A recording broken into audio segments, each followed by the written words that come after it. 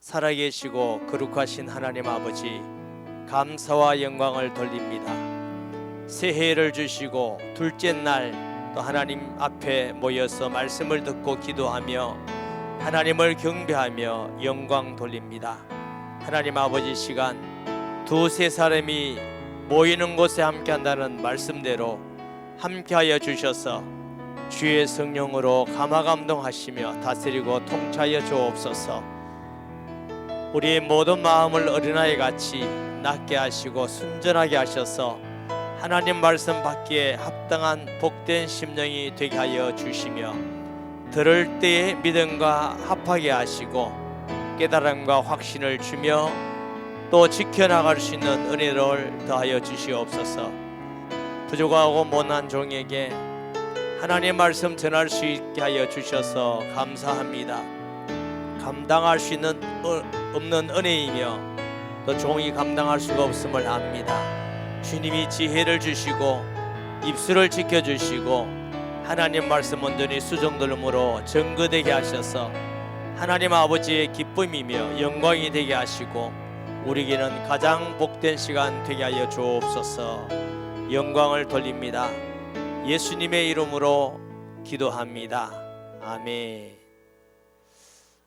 신년 집회의 주제가 성경이 진리입니다. 오늘은 왜 성경이 진리냐면, 성경은 오직 성경만 구원의 책이기 때문에 그런 줄 믿습니다. 세상에 헤아릴 수 없는 무수한 책들이 많이 있습니다. 어떤 설교집도, 어떤 신학서적도, 어떤 뛰어난 사람의 저작도 인간을 구원케 하고 또 그 말씀대로 이루어지는 책은 하나도 없습니다. 오직 성경만이 구원을 주시는 하나님의 말씀입니다.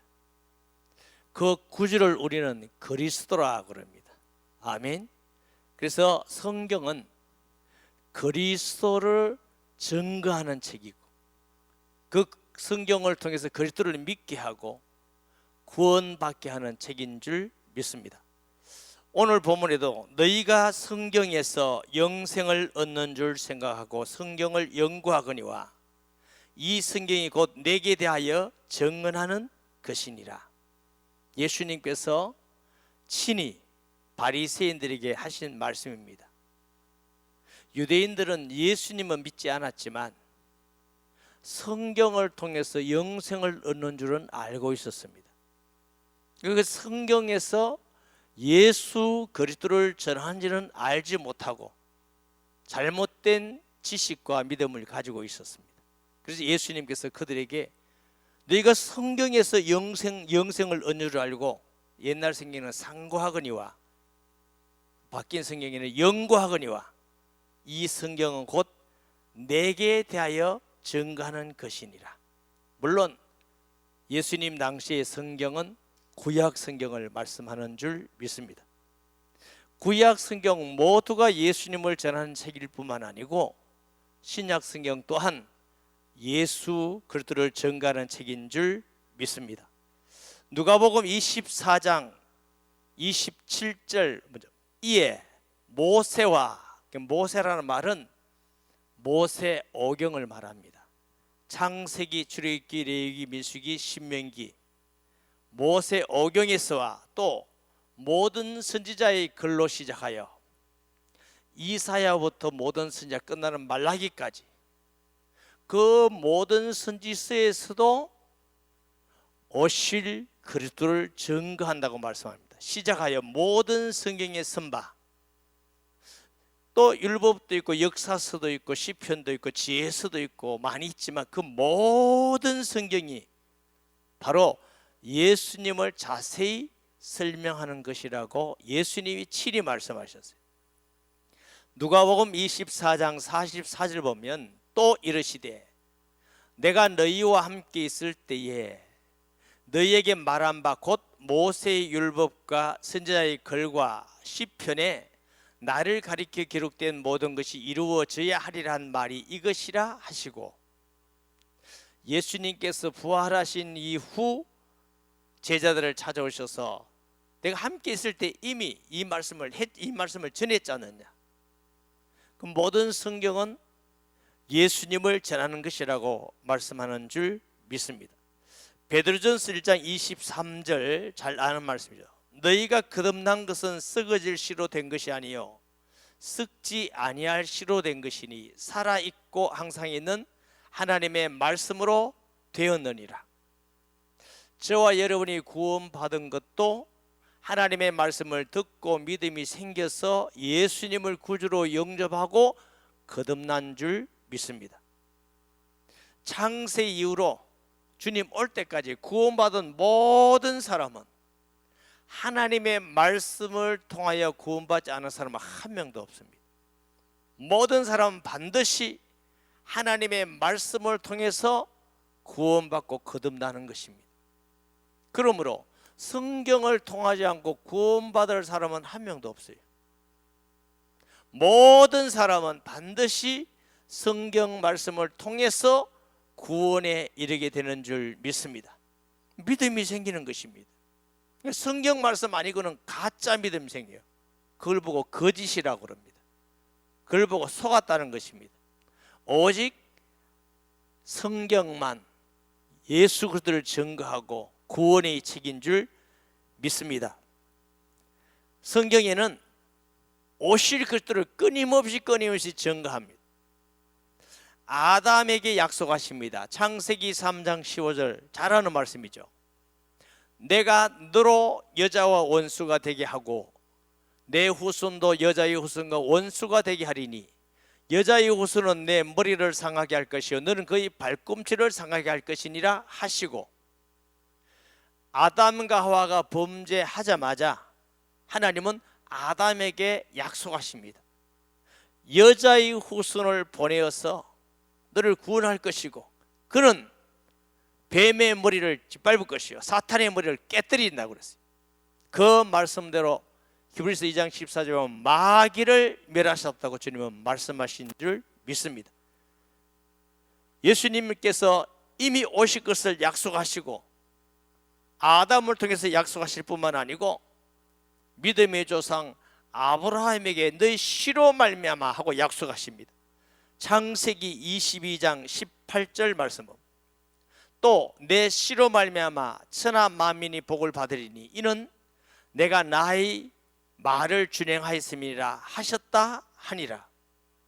믿음의 조상 아브라함에게 내 씨로 말미암아 천하 만민이 복을 받으리라, 이 말씀은 그 씨는 다수가 아니고 복수가 아니고 단수라는 겁니다. 한 분이라는 것입니다.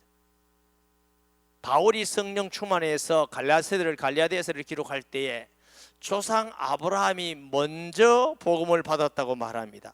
갈라디아서 3장 8절 말씀에 또 하나님이 이방을 믿음으로 말미암아 의로 정하실 것을 성경이 미리 알고 먼저 아브라함에게 복음을 전하되 모든 이방인이 너로 말미암아 복을 받으리라 하였느니라. 자, 여기 보면은 아브라함에게 먼저 복음을 전해서 이방인으로 말미암아, 이 복음이 뭐예요? 그리스도입니다. 할렐루야.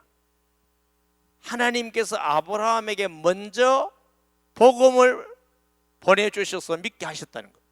요한복음 8장 56절에도 예수님이 친히 너희 조상 아브라함은 나올 것을 바라보고 기뻐하였느니라.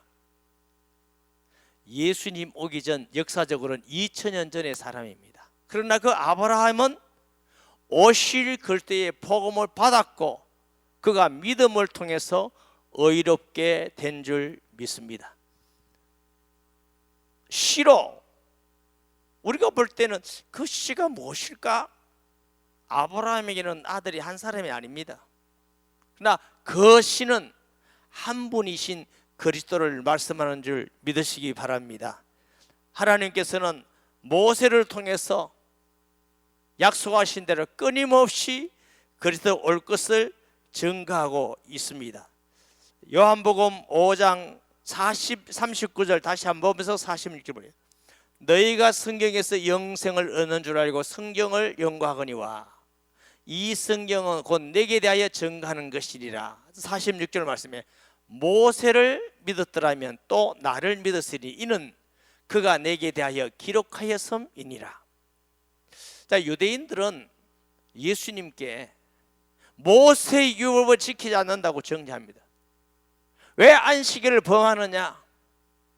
왜 모세의 법을 지키지 않느냐?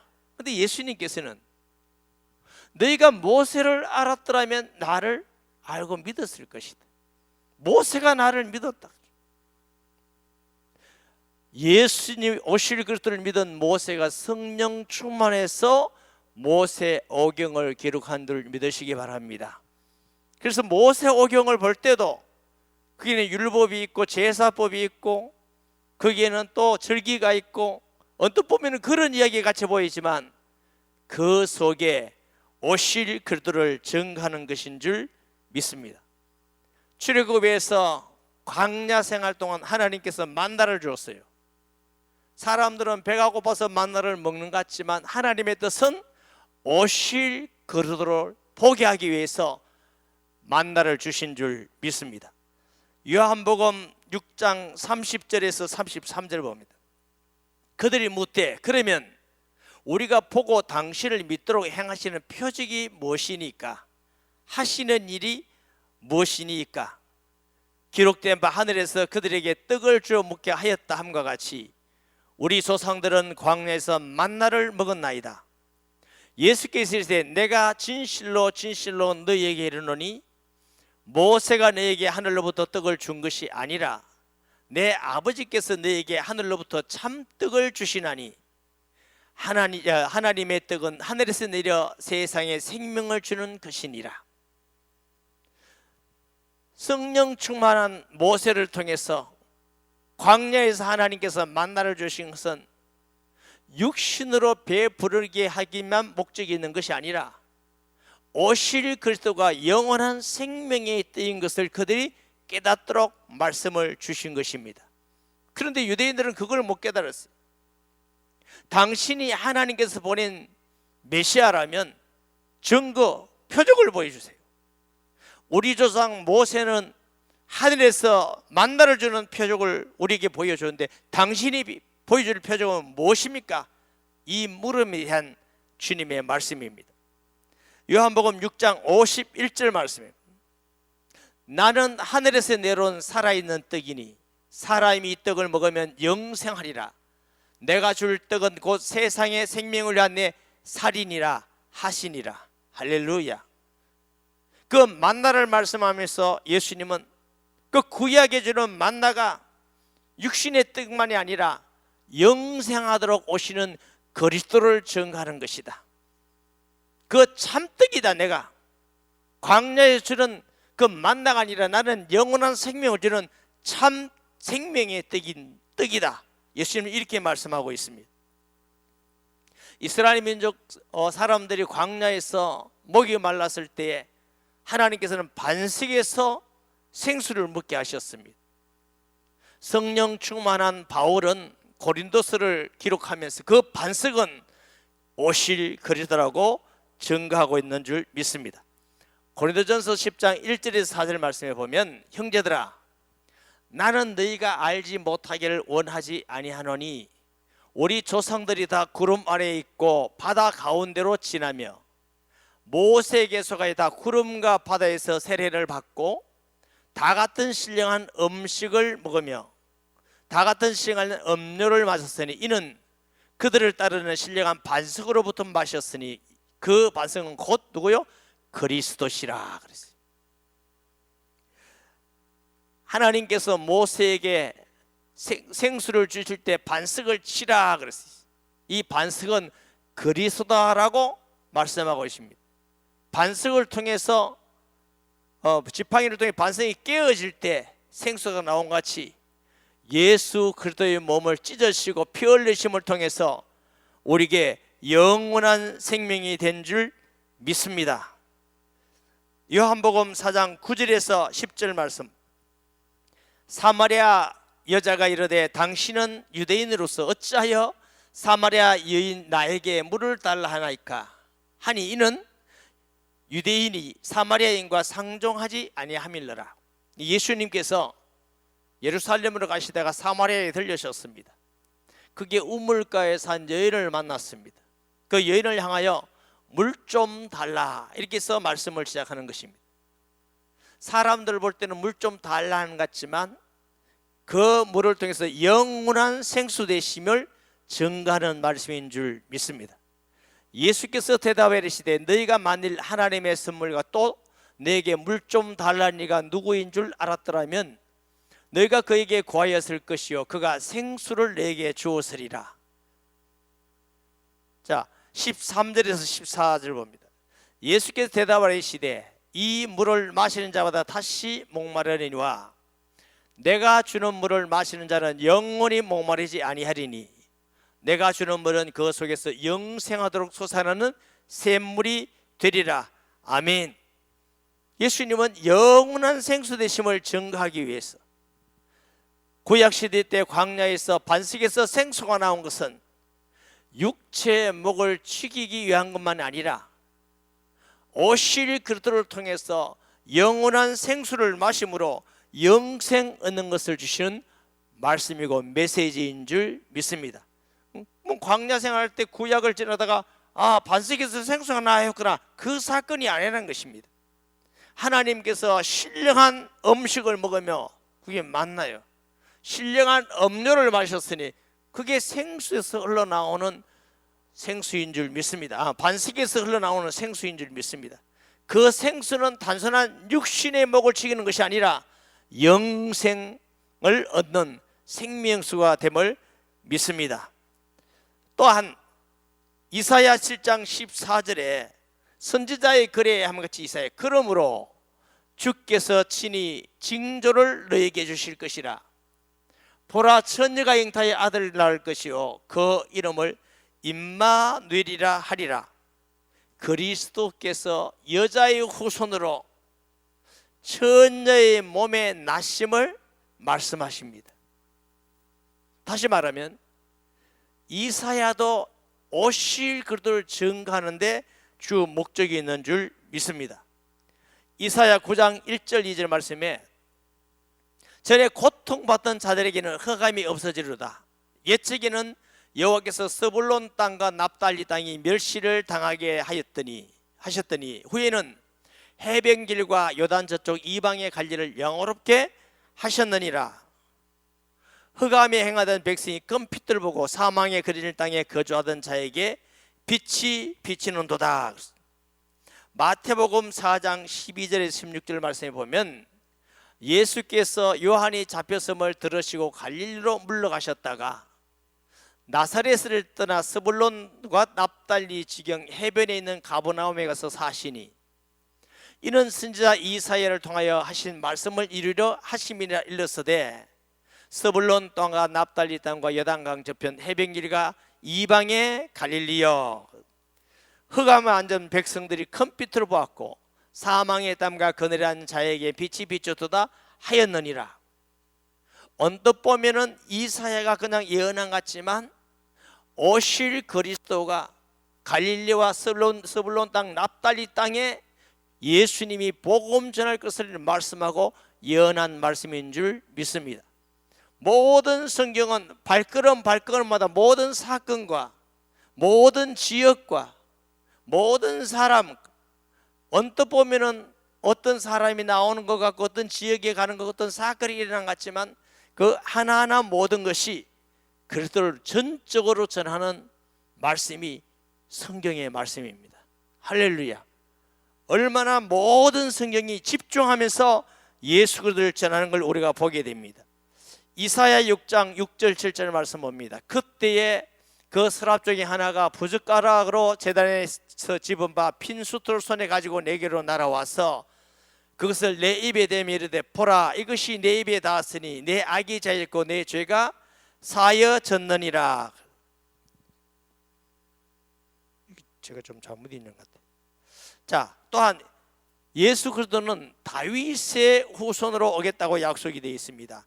이사야 11장 1절 2절 말씀에 보면 이새의 줄기에서 한 삭이 나며 그 뿌리에서 한 가지가 났을 결실할 것이요 그 위에 여호와의 영 곧 지혜와 총명의 영이요 모략과 재령의 영이요 지식과 여호와를 경외하는 영이 강림하시리니. 예수님께서 그냥 의미 없이 다윗의 자손이라고 말씀한 것이 아니고 성경에 다윗의 후손으로 오실 것을 정확하고 바르게 예언되어 있고, 물론 다윗을 통해서도 예언되어 있지만 이사야를 통해서도 예언하고 있는 것을 우리가 보게 되는 것입니다. 자, 미가 5장 2절에는 그리스도께서 베들레헴에서 나실 것을 말씀하셨죠. 베들레헴 에브라야다야, 너는 유다 족속 중에 작을지라도 이스라엘을 다스리는 자가 너에게서 내게로 나올 것이라. 그런 근본은 상고의 영혼에 있느니라. 마태복음 2장 5절 6절 말씀 봅니다. 이르되 유대 베들레헴이오니 이는 선지자로 이렇게 기록된 바, 또 유대 땅 베들레헴아 너는 유대 골 중에서 가장 작지 아니하도다. 내게서 한 다스리는 자가 나와서 내 백성 이스라엘 목자가 되리라 하였음이니라. 우리가 볼 때는 뭐 간단한 말씀 같지만 반드시 구약에서 보내시는 그리스도는 어디에서 태어난다고 예언되어 있다고요? 베들레헴에서. 성경 이 한 구절만 알아도 거의 90몇 프로 이단들이 다 없어질 것입니다. 반드시 그리스도는 베들레헴에서 탄생하도록 되어 있어요. 혹시 이만이라든가 안산호이라든가 정명석이라든가 문선명이라든가 박태수이라든가 우리나라 이단들은 가짜 중에도 대가짜입니다.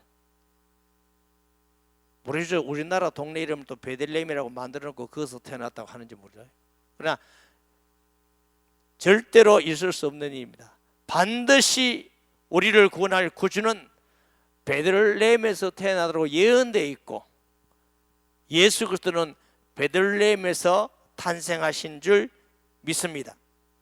또 예수님께서 탄생하실 때에 왕들과 박사들이 그 아기 예수께 경배하도록 예언되어 있습니다. 이사야 60장 1절 3절 말씀 보십니다. 일어나라 비틀발하라, 이런 내 빛이 이르렀고 여호와의 영광이 내 위에 임하였음이니라. 봐라 어둠이 땅을 덮을 것이며 캄캄함이 만민을 가리우니와 오직 여호와께서 내 위에 임하실 것이며 그의 영광이 내 위에 나타나리니. 땅이 캄캄하고 어둡단 말이죠. 예수님이 탄생하기 전을 신구약 중간 시대라고 합니다. 그걸 암흑의 시대라고 합니다. 400년 동안 성경상 아무 선지자도 오지 않았습니다. 그래서 사람들은 복음을 듣지 못하고 성경을 알지 못하고 선지자들이 없고 어둡고 캄캄한 그 시대에 예수님이 빛으로 오신 줄 믿으시기 바랍니다. 나라들을 내 빛으로 왕들을 내 비치는 내 강미로 나오리라. 이게 왕이 나옵니다. 나라들이 나옵니다. 마태복음 2장 9절에서 11절의 말씀에 박사들이 왕의 말을 듣고 갈새 동방에서 보던 그 별이 문득 앞서 인도하여 가다가 아기 있는 곳에 머물러 서 있는지라. 그들이 별을 보고 매우 크게 기뻐하고 기뻐하더라. 집에 들어가 아기와 그의 어머니 마리아가 함께 있는 것을 보고 엎드려 아기께 경배하고 보배합을 열어 황금과 유황과 몰약을 예물로 드리니라. 동방 박사들이 그냥 별을 따라서 예수님께 와서 경배하는 것 같지만 사실은 예수님이 베들레헴에서 말구에 나신 그 예수님이 이미 이사야를 통해서 예언한 그분임을 증거하고 있는 줄 믿습니다. 자, 예레미야 31장 15절에는 헤롯이 살해할까 말인데 여호와께서 이와 같이 말씀하시니 라마에서 슬퍼하는 통곡하는 소리가 들리니 라헬이 그 자식 때문에 애곡하는 것이라. 그가 자식이 없어져서 위로받기를 거절하였도다. 자, 마태복음 2장 1절 말씀 봅니다. 헤롯 왕 때에 예수께서 유다 베들레헴에서 나심에 동방으로 와서 예루살렘에서 이르러 말하되 그랬어요. 헤롯 왕 때에, 이때 이 헤롯이 잔인하게 사람들을 죽여서 통곡이 일어나고 곳곳에 우는 사람이 일어나고, 한번 생각해 보세요. 여성이 아이를 해산했는데 헤롯이 그 아이를 두 살로 다 죽이라 그러면 그 가슴이 얼마나 슬프고 아플 수 있습니까? 이런 일이 일어나리라고 이미 예레미야는 예언했다 하는 것입니다. 또 애굽으로 피난 가서 살 것을 예언합니다. 호세아서 11장 1절 말씀해 봅니다. 이스라엘이 어렸을 때 내가 사랑하여 내 아들을 애굽에서 불러냈거니와.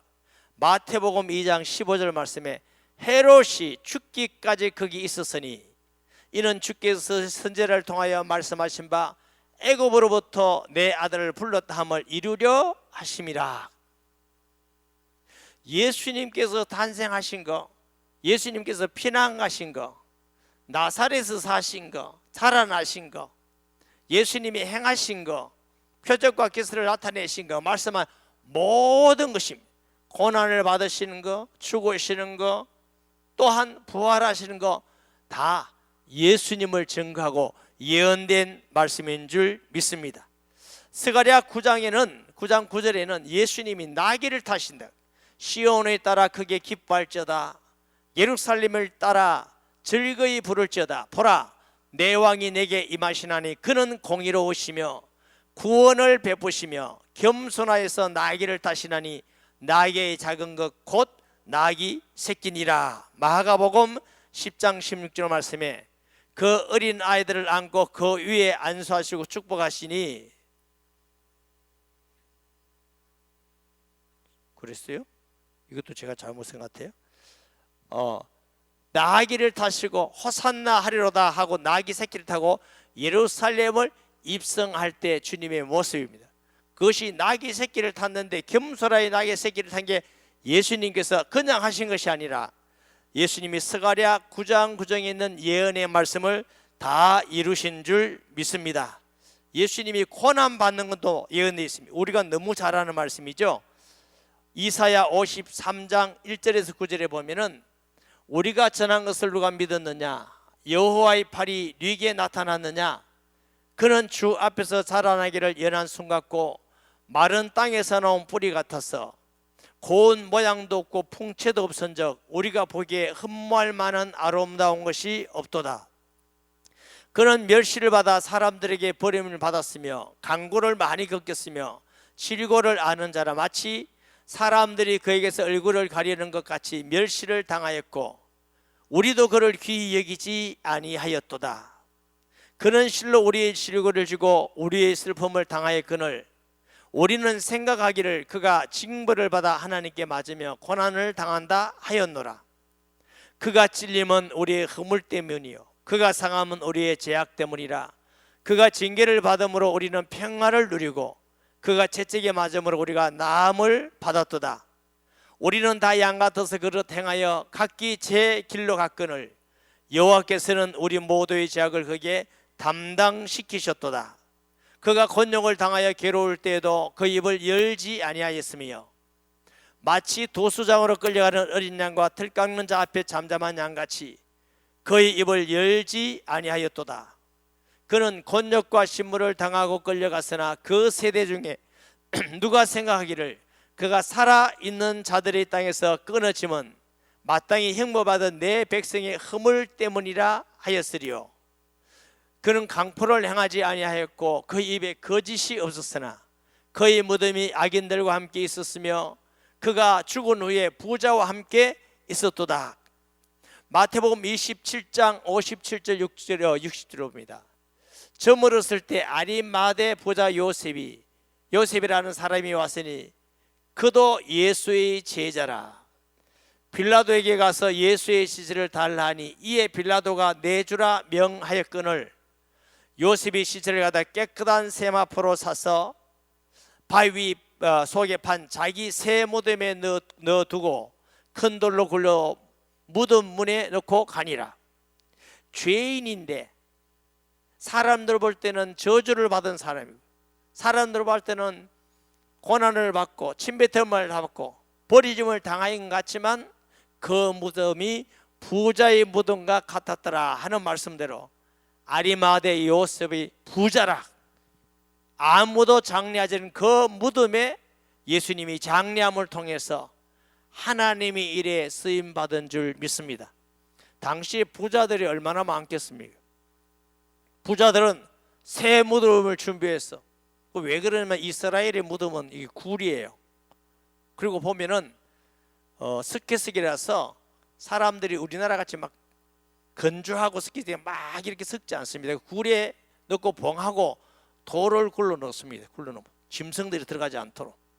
돌은 굴러서 장례한데 또 다른 사람을 장례하고 이런 풍습이 있습니다. 그런데 부자들은 자기의 무덤을 가지고 장례하는 것이거든. 예수님이 십자가에 죽으셨는데 사람들 볼 때는 저주받은 것 같고 죄인 같아 보이는데 하나님께는 그 죽음까지도 성경의 예언대로 부자의 무덤과 같이 새 무덤에 장례되었다고 성경은 말씀하고 있는 줄 믿습니다. 예수님은 탄생부터 삶의 모든 것과 또 그런다 하십니까 행하심과 말씀하는 모든 뿐만 아니라 죽으심까지도 성경대로 이루어지심을 믿습니다. 다니엘서 9장 26절에 죽으심에 대한 예언이 있습니다. 62일 후에 기름 부음 받은 자가 누구요? 메시아입니다. 그리스도의 원어의 뜻은 기름 부음 받은 자 하는 뜻이 있습니다. 끊어져 없어질 것이며 다니엘이 성령 충만해서 메시아가 끊어진다고 예언하고 있습니다. 죽는다고 예언하고 있습니다. 구약 성경에는 그리스도에 대한 예표가 끊임없이 죽음을 얘기하고 있는 것입니다. 물론 이사야도 말씀하였지만 모든 제사법에 양을 잡아서 피를 뿌리는 것 또한 오실 그리스도의 죽음을 예표하는 것인 줄 믿습니다. 자, 도피성에서 부지중에 죽은 사람이 도망하여 도피성에 가 있는데 그 도피성에서 자유롭게 해방되어 나오는 시기가 언제더라고요?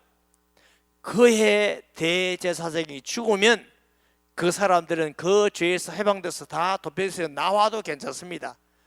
그 대제사장은 오실 그리스도인 대제사장을 예표하는 줄 믿습니다. 양을 잡아서 피를 뿌린다는 것은 오실 그리스도를 통해서 우리의 죄가 속함을 말씀하고 있는 줄 믿습니다. 그리스도는 그냥 죽으신 것이 아니라 또한 배신을 당해 죽는 것을 예언해 있습니다. 시편 41편 9편에 보면 9절에 보면 내가 신뢰하며 내 떡을 나누어 먹던 나의 가까운 친구도 나를 대적하여 나의 발꿈치를 들었나이다. 예수님의 제자를 친구로 표현했어요.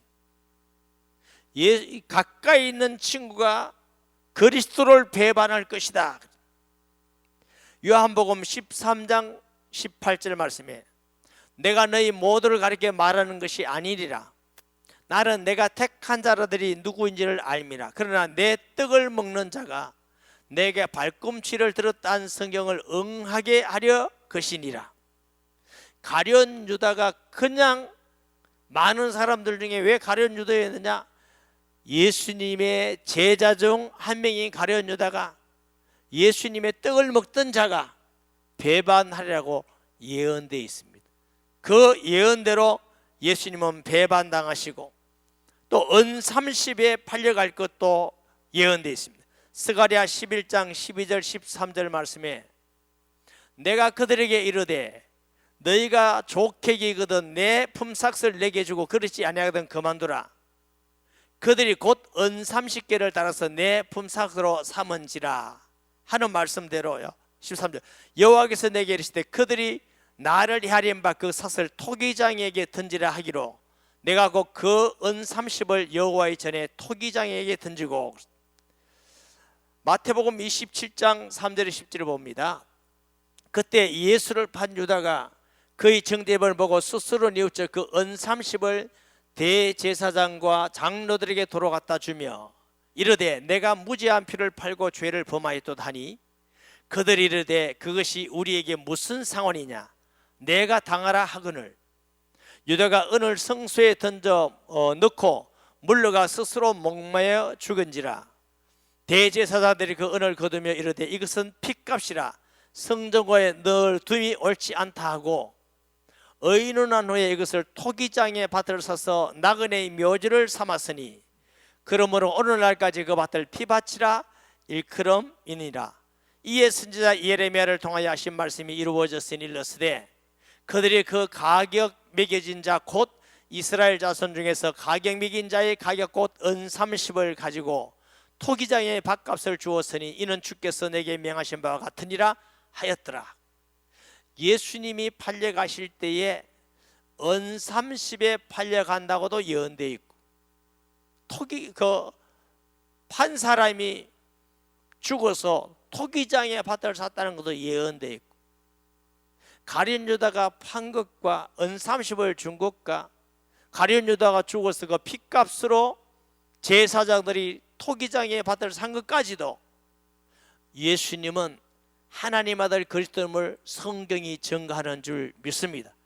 그러므로 예수 그리스도를 모든 구약 성경 전체가 너무나 자세히 세밀하게 이 짧은 시간 동안 여러분에게 다 말씀드릴 수가 없지만, 그러나 너무나 많게 발걸음마다 모든 시대마다 모든 성경마다 세세하게 예수 그리스도를 증거하는 것인 줄 믿습니다.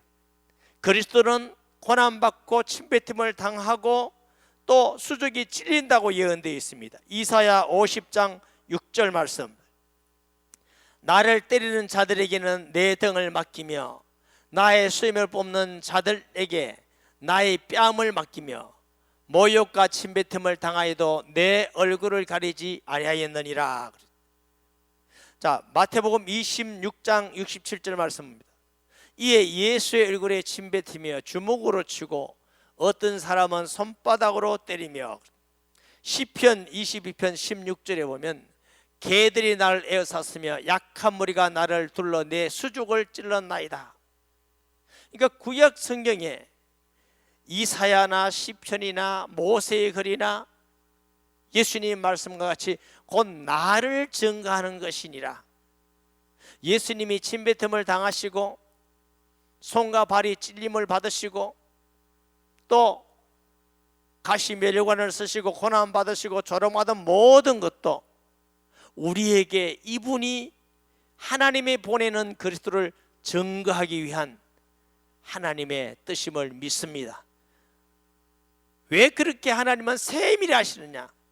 한 사람이라도 더 구원받고 의심하고 믿지 않은 모든 사람들이 예수님만 그리스도요 구주요 구호, 예수님만 우리의 생명이라는 것을 자세하게 전하기 위해서 하신 말씀인 줄 믿습니다. 자, 시편 69편 21절에 보면은 예수님의 옷을 제비 뽑고 신포도주를 마시게 하는 게 있대요. 그들이 슬기를 나의 음식으로 주며 목마를 때 초를 마시게 하여 사오니. 마태복음 27장 40 요한복음 19장 28절 29절 봅니다. 그 후에 예수께서 모든 일이 이미 이루어진 줄 아시고 성경을 응하게 하려 이르시되 내가 목마르다 하시니 그게 신포도주가 가득히 담긴 그릇이 있는지라. 사람들이 신포도주를 적신 해면을 옷을 취하며 예수의 입에 대니 거기 신포도가 가득 담긴 그릇이 있는지라. 사람들이 그 신포도를 적신 해면을 옷을 취하며 예수의 입에 했잖아요. 예, 예수님이 신포도주를 사실은 거절하셨죠. 그까지도 다 예언된 말씀인데, 신포도주는 학자들에 의하면은 마취제라고 합니다. 좀 그래도 고통을 덜어주게 한 마취제. 그러나 예수님은 마취제를 통해서 고통을 감하신 것이 아니라 모든 것을 친히 다 담당하심으로 우리의 고통을 자유케 하신 줄 믿습니다. 예수님께서 시편 21편 1절에 보면은 십자가에 대해서 부르짖습니다. 여호와여, 왕이 주의 힘으로 말미암아 기뻐하며 주의 구원으로 말미암아 크게 즐거워하나이다. 그 말씀이에요? 제가 찾아봤는데 제가 찾아보고 다 썼는데 시편 21편 1절이에요. 자, 마태복음 27장 46절 보십니다. 제9시점에 예수께서 크게 소리질러 이르시되 엘리 엘리 라마 사박다니 하신 이는 곧 나의 하나님 나의 하나님 어찌하여 나를 버리셨나이까 하는 뜻이라. 시편 몇 편인가 한번 보세요. 22편? 죄송합니다. 시편 22편이랍니다. 내가 21편을 써놓고 22편을 찾아봤나 봐요. 내가 다 확인했었거든요. 엘리 엘리 라마 사박다니, 이 말씀이 시편에 다윗이 성령 충만해서 기록한 것이 예수님께서 십자가에 돌아가실 때에 엘리 엘리 라마 사박다니 나의 하나님 나의 하나님 어찌하여 나를 버리시나이까, 이 부르짖음까지도 예언된 말씀대로 예수님은 부르짖으시고 운명하신 줄 믿습니다. 예수님께서 부활하셨다 예언드립니다. 시편 16편 10절 11절 말씀에 이는 주께서 내 영혼을 소홀히 버리지 아니하시며 주의 거룩한 자를 멸망시키지 아니할 것임이니이다. 주께서 생명길을 내게 보이시리니 주의 앞에는 충만한 기쁨이 있고 주의 오른쪽에는 영원한 즐거움이 있나이다. 이게 죽음에 버리지 아니하리니 이렇게 약속이 되어 있죠. 자, 시편 2편 좀 깁니다만 1절에서 9절에 어찌하여 이방 나라들이 분노하며 민족들이 헛된 일을 꾸미는가, 세상의 군웅들이 났으며 관원들이 스럽게 하여 여호와와 그의 기름 부은 자를 대적하며, 여호와 그 기름 부은 자가 누구라고요? 예수 그리스도를 대적하며 우리가 그들의 맨 것을 끊고 그의 계박을 벗어버리자 하는도다. 하늘에 계신 이가 웃었으며 주께서 그들을 비웃어 시리로다. 그때 분을 바라며 진노하사 그들에게 놀라게 하여 이르시기를 내가 나의 왕을 내 거룩한 산 시온에 세웠다 하시리로다. 이방 나라들이 예수님을 십자가에 못 박아 죽이고 다 그것을 끊어버리자 하더만 하나님은 비웃으시리라. 하나님은 사탄이 역사한다고 실패할 자가 아닙니다. 하나님은 만왕의 왕으로 그리스도를 세우셔서 만주의 주가 되셔서 세계를 통치하실 줄 믿습니다. 내가 여호와의 명령을 자노라. 여호와께서 내게 이르시되 너는 내 아들이라. 오늘 내가 너를 낳았도다. 내게 구하라. 내가 이방 나라를 내 유업으로 주리니 내 소유가 땅 끝까지 이르리로다. 내가 철장으로 그들을 깨뜨리며 지르기같이 부수리라 하시도다. 예수님께서 부활하셔서 사탄의 권세를 깨뜨리시고 모든 나라를 다스리고 이방 나라를 다스릴 것을 우리에게 말씀하시는 줄 믿습니다. 주님의 재림에 대한 약속이 또 많이 있습니다. 욥기 19장 25절 26절 보십니다. 내가 알기에는 나의 대속자가 살아계시니 마침 그가 땅 위에 설 것이라. 욥이 성령 충만해서 우리의 구원자 대속자가 죽고 계시는 것이 아니라 살아계신다. 내 가족이 붙김을 당한 뒤에도 내가 육체 밖에서 하나님을 보리라. 가족이 붙기다. 죽음 가운데 있는 것 같지만 주님은 부활하셔서 하나님 가운데 계실 것이라. 스가랴가 본 부활은 이렇습니다. 스가랴 14장 8절 9절 말씀에 보면 그날에 생수가 예루살렘에서 솟아나서 절반은 동해로 절반은 서해로 흐를 것이라. 여름에도 겨울에도 그러하리라. 여호와께서 천하의 왕이 되시리니 그날에는 여호와께서 홀로 한 분이실 것이요 그의 이름이 홀로 하나이실 것임이니라. 아멘. 그날에 예수님은 하나의 왕으로서 만왕의 왕으로서 설 것을 말씀하고 있는 줄 믿습니다. 신약의 유다서 14절을 봅니다.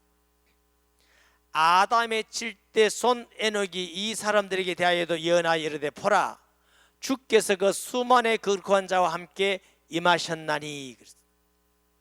유다는 성령 충만해서 아담의 칠대손같이 예수님은 수만의 사람들 가운데 함께 임하신다고 재림하신다고 말씀하고 있는 것을 우리가 보게 됩니다.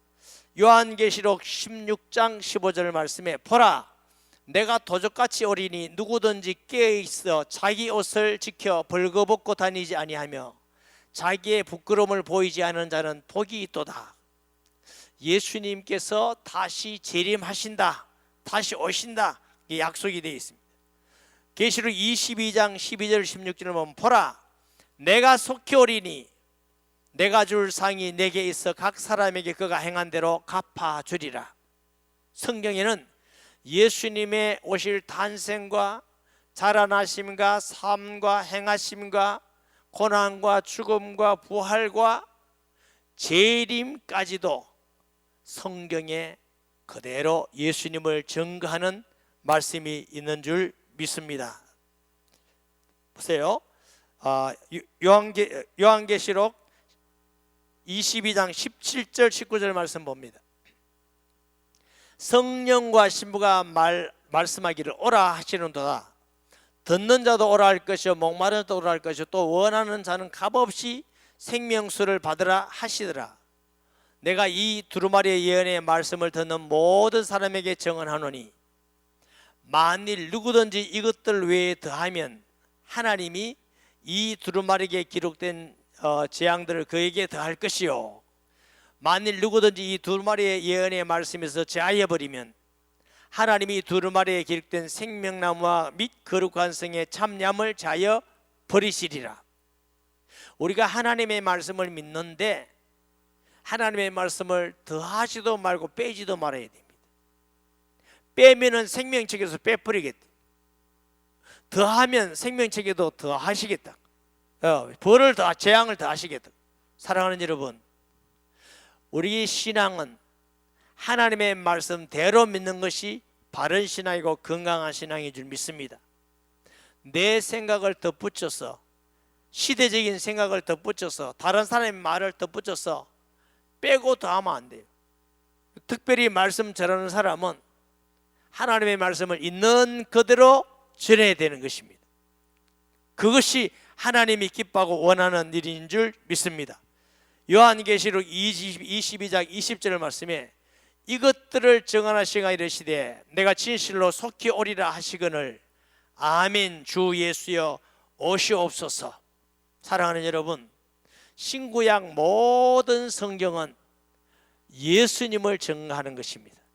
예수님이 하나님 아들 그리스도임을 증거하는 이유는 그 예수 그리스도를 통해서만 구원이 이 땅에 오기 때문에 그런 줄 믿습니다. 그 예수 그리스도를 통해서만 우리가 세상을 이기기 때문에 그렇습니다. 그 말씀대로 하나님은 이루시는 것입니다. 우리는 왜 성경이 진리냐? 구원받는 책이고 그 구주는 예수 그리스도를 증거한 책이기 때문에 그렇습니다. 세상에 어떤 책도 어떤 사람도 어떤 저작자도 예수님을 증거하는 책은 없습니다. 그러므로 성경이 진리인 이유는 오직 성경을 통해서만 인간이 구원받는 유일한 책이기 때문에 성경이 진리인 줄 믿습니다. 그러므로 성경은 하나님의 말씀이고 진리이기 때문에 우리가 성경을 어떻게 믿어야 될 것인가? 디모데후서 3장 16절 17절의 말씀에 모든 성경은 하나님의 감동으로 된 것으로 교훈과 책망과 바르게 함과 의로 교육하기에 유익하니 이는 하나님의 사람으로 온전하게 하며 모든 선한 일을 행할 능력을 갖추게 하려 함이니라. 하나님의 자녀는 성경을 통해서 의롭고 바른 교훈을 받고 어떻게 행할 것을 알고 세상에 살아가는 능력이 되며 오직 유일한 기준이 됨을 믿습니다. 성경 외에 하나님의 백성들이 살아갈 기준이 없습니다. 제가 청소년 시기에 예수 믿으면서 그리스도를 본받아 하는 책을 읽은 적이 있습니다.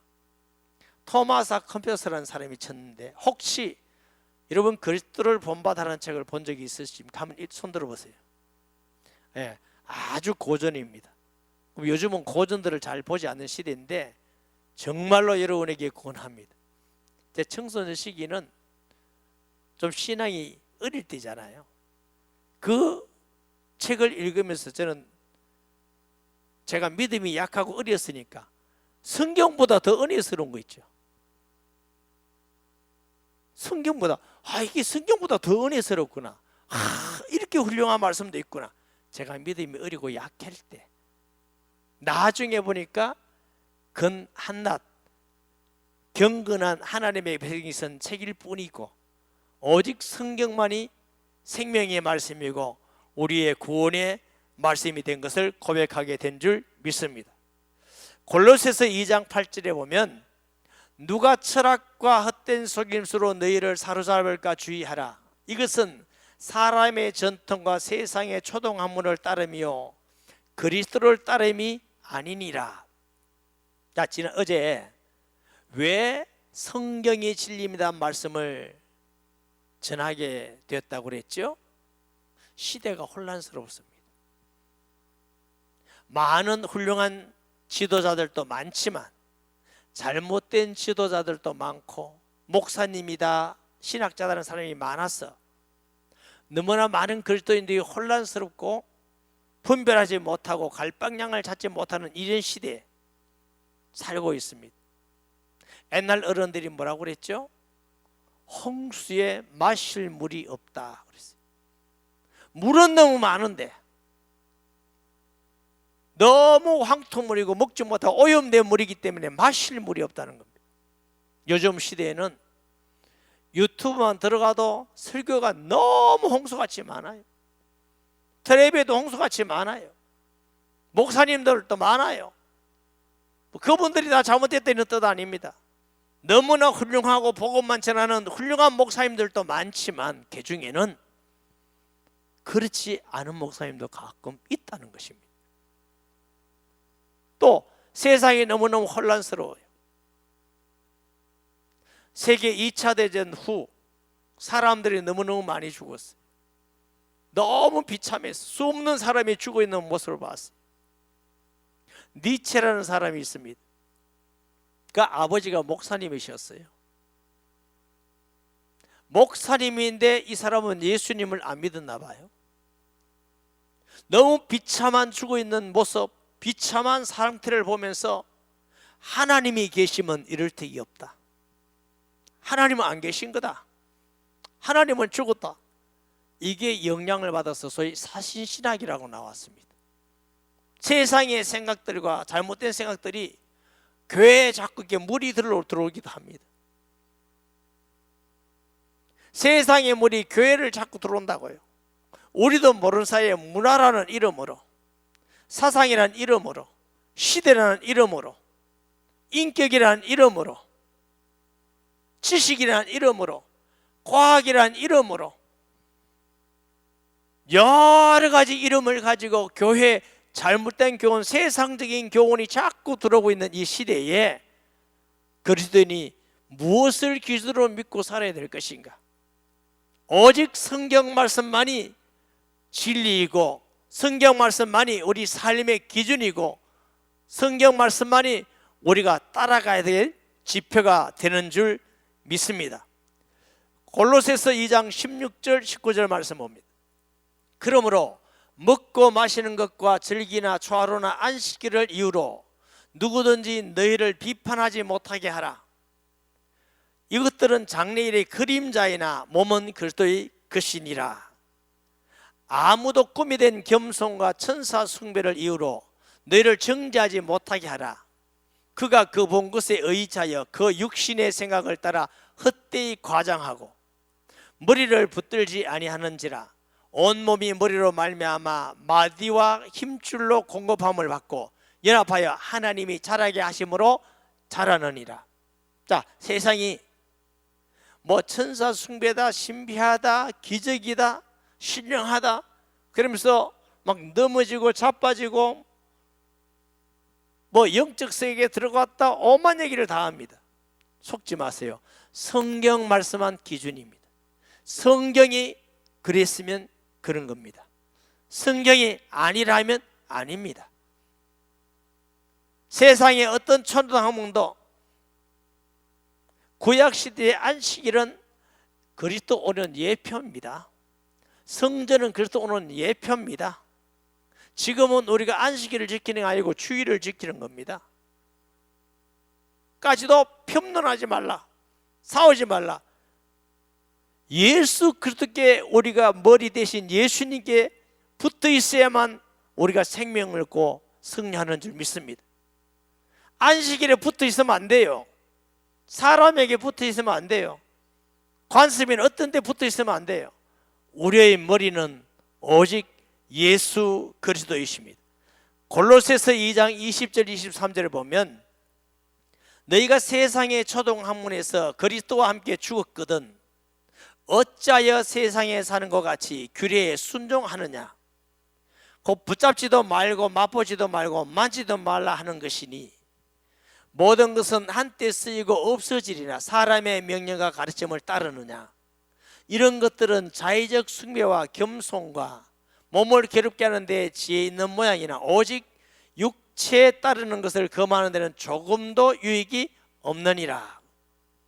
여러분, 이 세상에 예수님을 믿기 위해서 금식을 해야 된다, 예수를 믿기 위해서 뭘 해야 된다, 엄한 얘기 다 있습니다. 저도 금식 많이 해봤어요.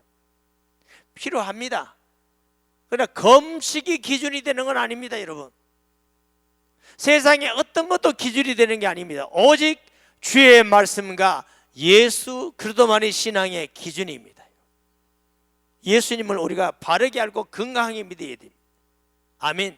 세상의 초등학문, 세상에 뭐 신학이 어떻고, 신학이 필요합니다. 신학은 성경은 아닙니다. 신학을 하는 이유도 성경을 바르게 알고 믿는 게 목적이어야 되고 예수님을 바로 믿는 게 목적이어야 될 줄 믿습니다. 우리가 일도 하고 봉사도 하고 헌신도 합니다. 겸손도 합니다. 열심도 냅니다. 그건 그리스도가 아닙니다.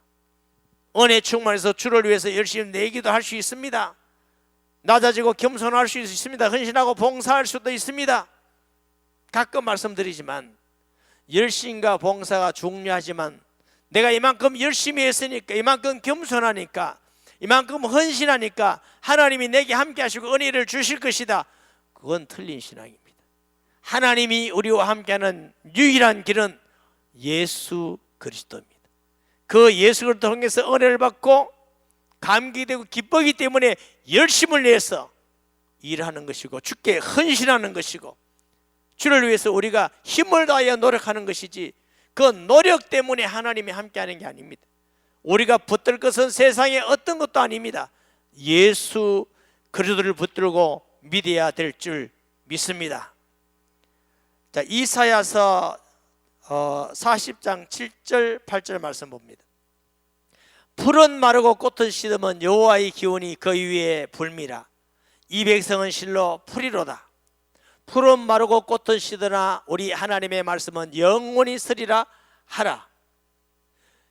세상에 어떤 논리나 철학이나 세상에 어떤 것도 다 없어질 것입니다. 오직 영원한 것은 하나님의 말씀만 영원히 이루어지고 서는 줄 믿습니다. 그러므로 우리는 시대가 어떻게 변해도, 어떤 사람이라 할지라도, 어떤 역사가 일어났다 할지라도 믿지 마시기 바랍니다. 기적은 기독교만 일어나는 것이 아닙니다. 애굽의 박수들이 바로 앞에서 지팡이를 던졌을 때 뱀이 되었습니다. 마귀도 약간의 기적을 행하게 합니다.